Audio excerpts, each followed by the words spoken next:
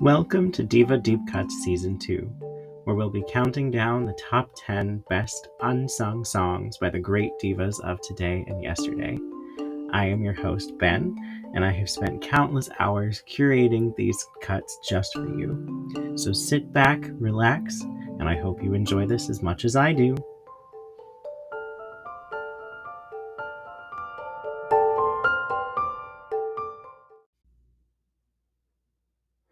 This week, we're counting down the best deep cuts by the voice herself, Whitney Houston. And before I begin, don't forget to check out the episode description and also the Whitney Houston blog post at divadeepcuts.com for the playlist that goes along with this episode, in case you want to listen to the songs to match with my commentary.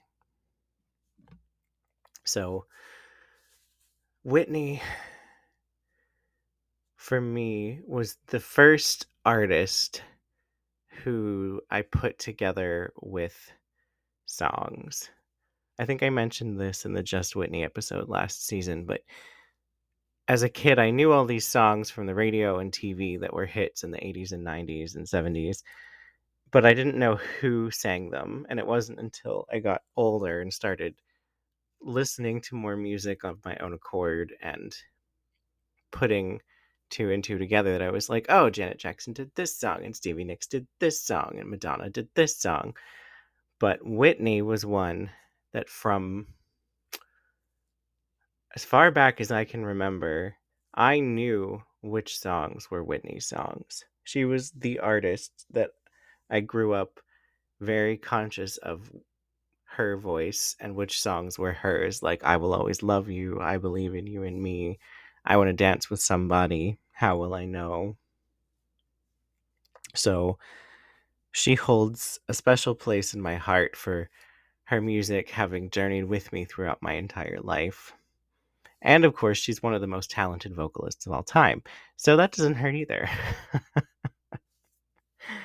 But yeah, I mean, I could list her accolades. She has the unbroken record of the most consecutive number one singles on the Hot 100 with 7. The closest anyone has come was Katy Perry when she got 5 in a row from Teenage Dream. And then the one that got away missed, but Part of Me topped the Hot 100, so she came close to tying the record. Otherwise, no one has ever quite gotten there.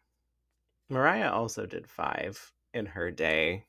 She might have gotten to 6 if her label hadn't deleted Can't Let Go's single from sales component, but that's water under the bridge. In any case, Whitney is immensely talented, has a catalog of amazing songs, and has touched many people with her music, and still does even after she has passed. Let's celebrate the life and amazing career of this woman who had an amazing gift that she just wanted to share with the world and didn't want all the paparazzi and other trappings that go with the fame. She just wanted to share the music.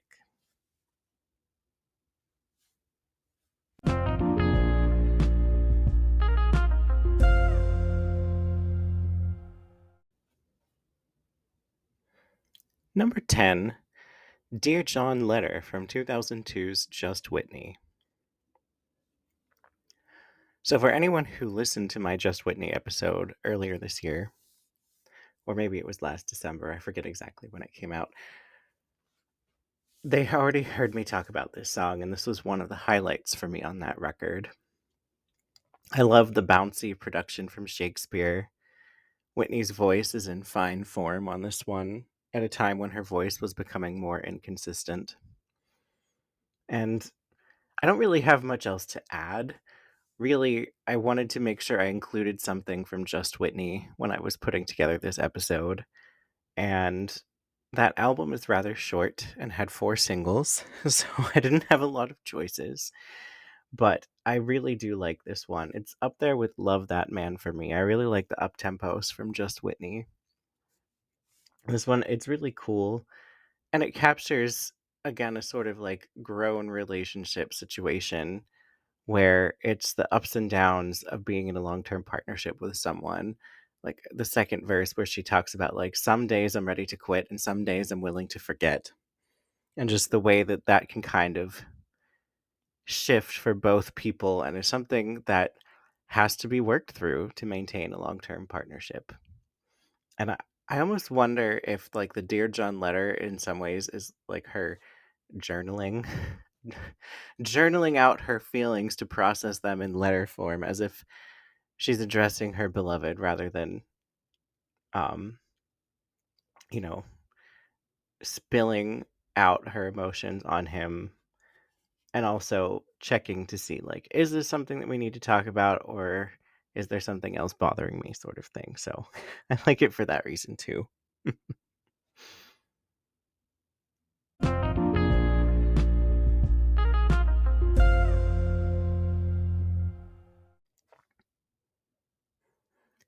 Number 9, Until You Come Back, from 1998's My Love Is Your Love. So My Love Is Your Love is one of my favorite Whitney albums, and it was very hard to not just include tons of songs from that record. So I had to be choosy, and some of them got bumped to the honorable mentions in the blog post. But this one I decided to keep over You'll Never Stand Alone because I just really love the vibe. It has this throwback, soulful swing beat. Whitney just has a solo lead vocal, no doubling, no background vocals. And she really puts her full range on display, from low notes to high notes to soft, whispery vocals to belting. The only reason why I didn't rank it higher is because she is a little bit under pitch on some of the belted parts. So it takes away from the song just a little bit, but she still shows that she's in command of all the different ranges in her voice. But because of the inconsistencies that developed in her voice, possibly from lack of care through the 90s, and this also increased stress of the public scrutiny on her life, coupled potentially with substance abuse too, that her, as I said before, her voice just started becoming less consistent. So I think that shows a little bit with the underpitch money notes here and there. But I still love the song as a whole. I love the emotion that she conveys through it. In some ways, the flaws help convey the feelings because it's not a pitch perfect, shiny, glossy performance. And I didn't realize this was a Babyface production at first. He definitely played with his sound so it didn't sound like a paint by numbers Babyface song, which I also like.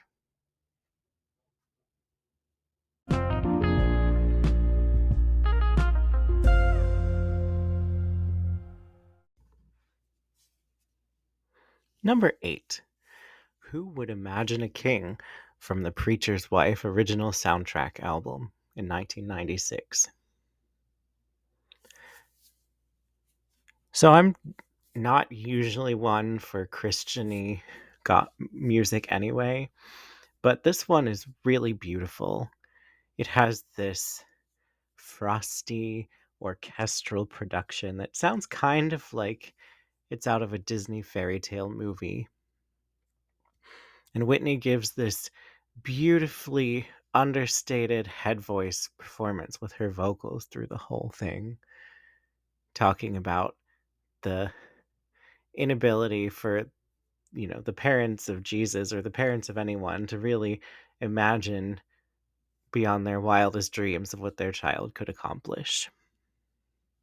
And I just think it's a lovely seasonal song. It sparkles like snow in the sunshine, and it's it's warm and full of love. And of all the songs on the Preacher's Wife soundtrack, this is the one beyond the Joy to the World cover that I really like and come back to, despite not being a practicing Christian myself. But I appreciate and respect Whitney's performance, Whitney's love of God, Whitney's joy that she got from her faith.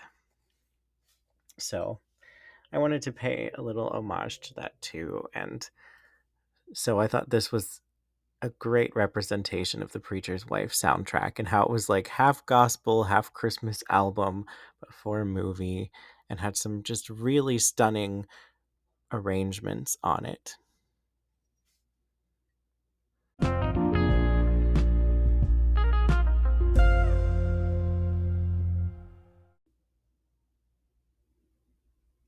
Number 7, Get It Back, also from 1998's My Love Is Your Love.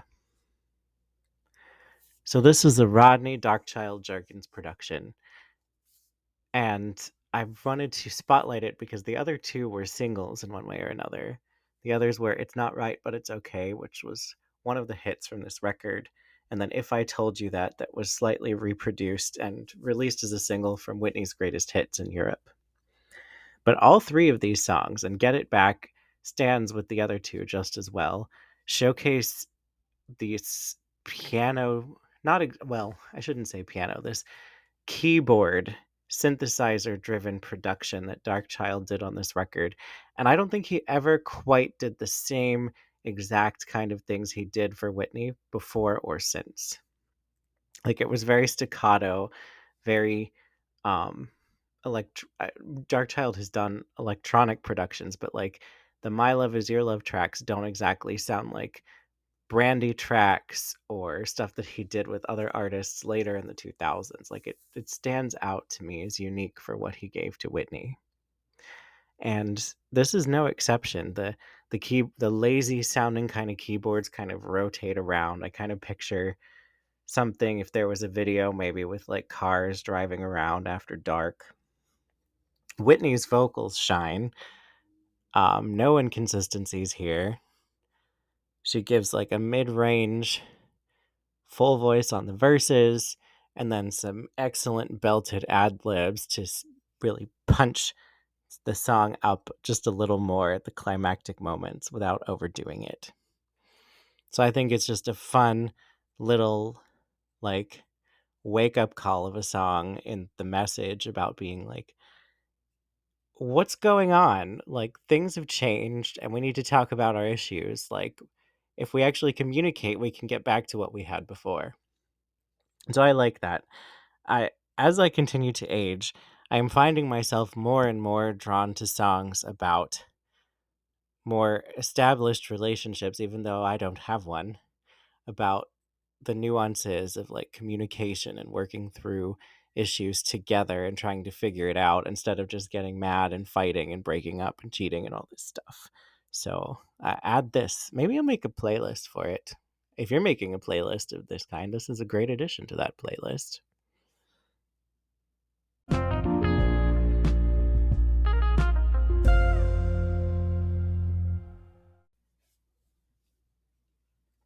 Number 6, Just the Lonely Talking Again from 1987's Whitney.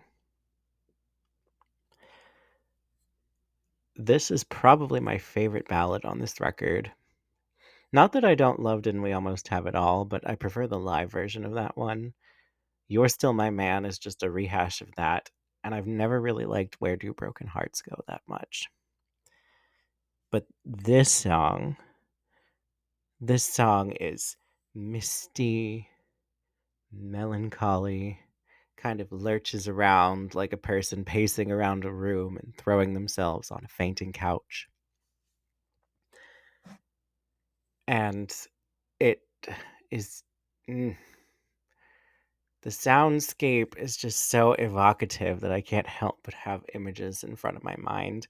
Kind of an amalgamation of scenes from Whitney's 80s videos mashed together.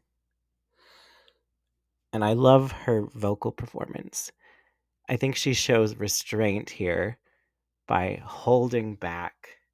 Like, she's trying to reel in her emotions instead of just getting mad at the situation, but also lamenting that she and this guy have been on this merry-go-round before. And then she throws in the belts at the climax of the song as like the money note sprinkles on top for decoration. Some of my complaints about the slower songs on its parent album are that she just like belts the entire time, and it's like, okay, Okay, we know you can, but should you? And this one, I think, to me, for my taste, strikes a lovely balance between the two of showing off when she needs to show off for emphasis, but also showing off that she can convey emotion with a softer vocal on the verses. I love the way that she and the production kind of take turns like leading and following each other too. It's just well put together. I like it so much. I'm glad it's track 2 because it's a nice softer landing point after I Want to Dance with Somebody opens the record. So, yeah. Stunning ballad. Whitney has many, many ballads to pick from, but if this is one you've never heard before, I highly recommend checking it out.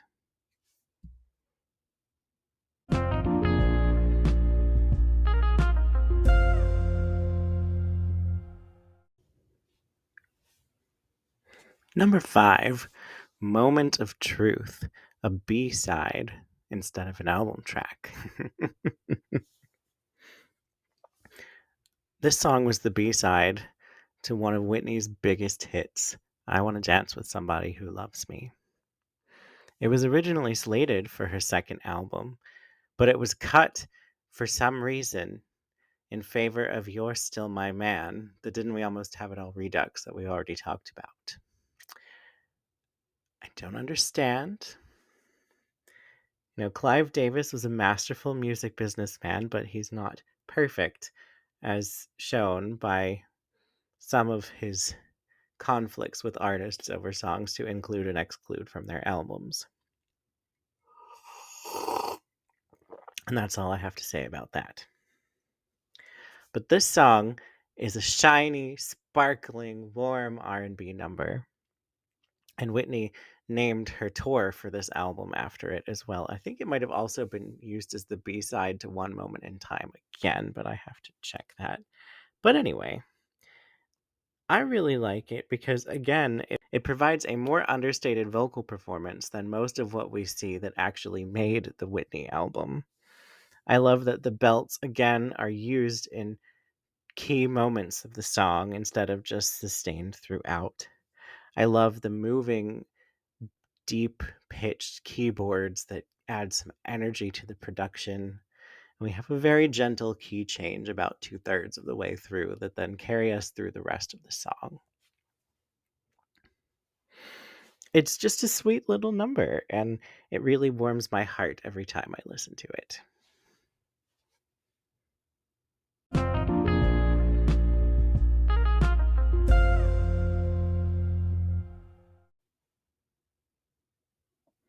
Number 4, Love is a Contact Sport from 1987's Whitney.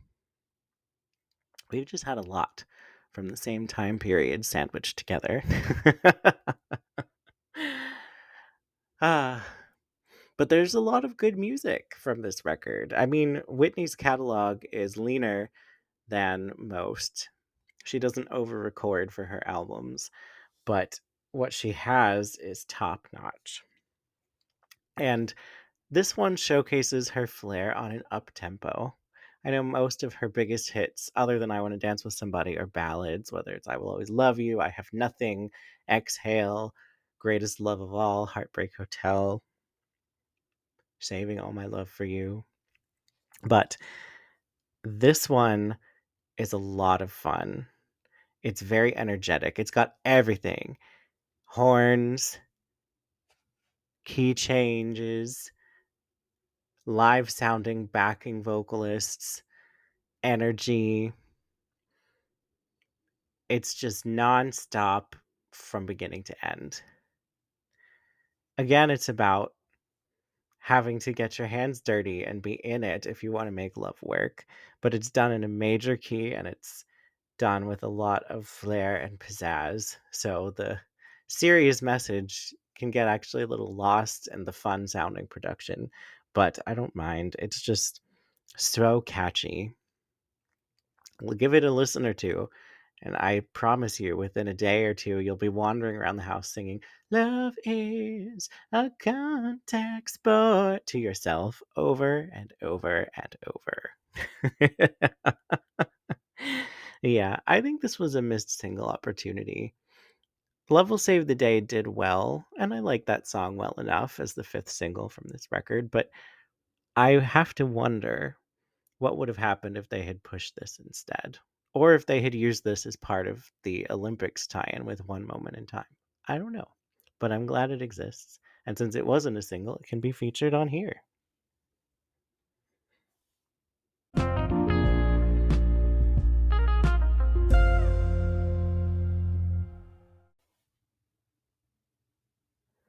Number 3, Dancing on the Smooth Edge, another B-side.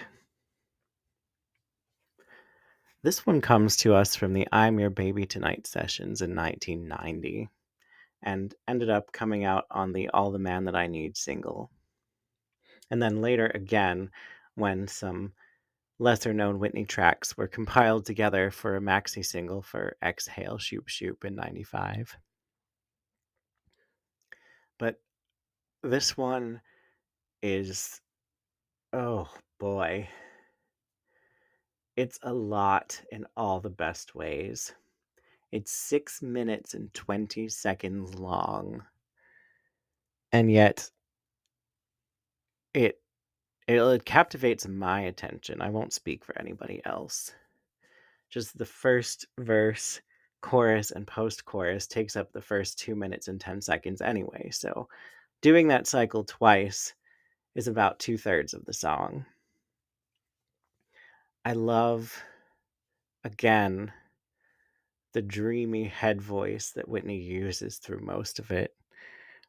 When she belts, it's not even a full belt, it's almost like, I don't even know what to call it. She just hits this beautiful sustained note over top of the chorus. It feels very like foggy and sophisticated. And this song is about making love. And I use that phrase on purpose to differentiate from just having sex and just a hookup to get mine and get yours. This is a beautiful, stunning, sophisticated, grown song about making love. And even if you're not paying attention to the lyrics and don't fully pick up on that, it's still a beautiful listen from beginning to end. There's a key change on the post-chorus with the Hearts on Fire part. Then in the last 2 minutes, Whitney brings the key changes down and up herself decades before Beyonce did so in No Angel. And there's just, everything is balanced in the production too. Like the vocals are prominent, but they don't overshine. The production supports the vocals, but nothing is out of balance in the mix. And it's just, go listen for yourself and see what I mean.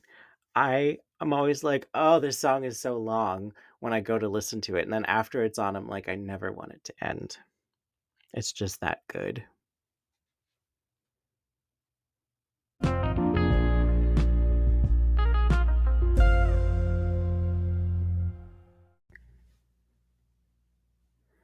Number 2, Lover for Life from 1990's I'm Your Baby Tonight.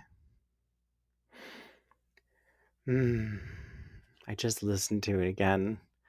This song is like a nice warm blanket. I love when Whitney uses her lower register because it's a contrast from her usual style and she sounds fantastic using it. I also love the little metaphor of playfully being like, will you sentence me to be your lover for life? I think it's fun. It sounds like some kind of little inside joke or like a couple just doing their little banter together, but in a loving, playful way. And the production on this one, whew, I don't know who did it. Let me look it up really quickly. It is just shimmering. It feels wintry, but in a way of like being inside with like a cup of hot cocoa or tea or something. Narada Michael Walden. I would not have expected that. You know, he didn't make the transition from the 80s to the 90s very well, but maybe if he had made more songs like this one, he might have remained in demand, even though this was just an album track. But it's again, I love when Whitney takes the luxurious sounding route, even in a simple one like this, where it's like inside with a blanket and sweatpants, sweatshirt, playfully bantering with your lover in a cold winter's night. But it just sounds a level above. Like, it doesn't sound generic. It doesn't sound like what other people were doing at the time or since. Like, I've never even heard another song like this one before. So, and yeah, it's just fantastic in my opinion. The I'm Your Baby Tonight album is an unsung great in Whitney's catalog, and this is the cherry on top of the delicious, delicious Neapolitan sundae. Of the Neapolitan meaning because there's so many different genres and styles explored on that album.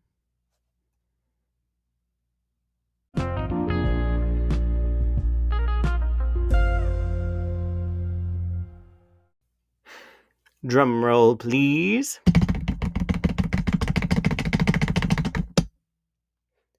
Number 1. Nothing But Love from 2009's I Look to You. This may be a controversial number 1, but it's my show and I really don't care. I mean, I care because I want people to listen, but musical enjoyment is all based on one's personal opinion and tastes. And I really love this song. From the moment I heard it, I loved it. Like, it has this staccato, almost glitchy electro production. Whitney's voice, while not in its prime anymore, sits firmly on top of the production and shines. She has some beautiful sustained notes. And I love the message of her taking the high road and saying to her exes, to her haters, to people in the industry that did her wrong, to people that counted her out because of her personal struggles, that she has nothing but love for them. Like, it's just that what's the phrase? The best revenge is a life well lived, where, you know, she went to rehab, she tackled her substance use, she divorced her husband, got out of her deteriorating marriage. And this was kind of like a victory lap. I know tragedy struck a year and a half later, but at the time it was victorious to hear this song in particular on that record, this and Salute. But production wise, I much prefer this. Also, convicted pedophile R. Kelly wrote and produced Salute, which also kind of what diminishes my enjoyment of that song. Whereas Nothing But Love was not, and I love it even more anyway because of the more dance electronic production, which are to my taste anyway. Yeah, and some people are like, wait, Ben, wasn't this a single and blah, blah, blah. I'm like, they sent it as a promotional single to radio in the UK when Whitney was on the tour of the same name, but no video was made, no real push was given. I think it was more tossed out there to be like, Whitney had a hit with $1 Million Bill in this country and she's coming on tour, so radio has an option to play something. But I wouldn't say that this was pushed as a single, and it's also my show and I really don't care. Like, I'm not picking I Will Always Love You or Step by Step or something as the number one, something that was actually pushed as a single. So, apologies for the defensiveness. I just am anticipating some pushback for my number one choice, and I feel the need to justify. So, I'm just going to stop now while we're ahead, and I hope you enjoy Nothing But Love as much as I do, because I have nothing but love for you all.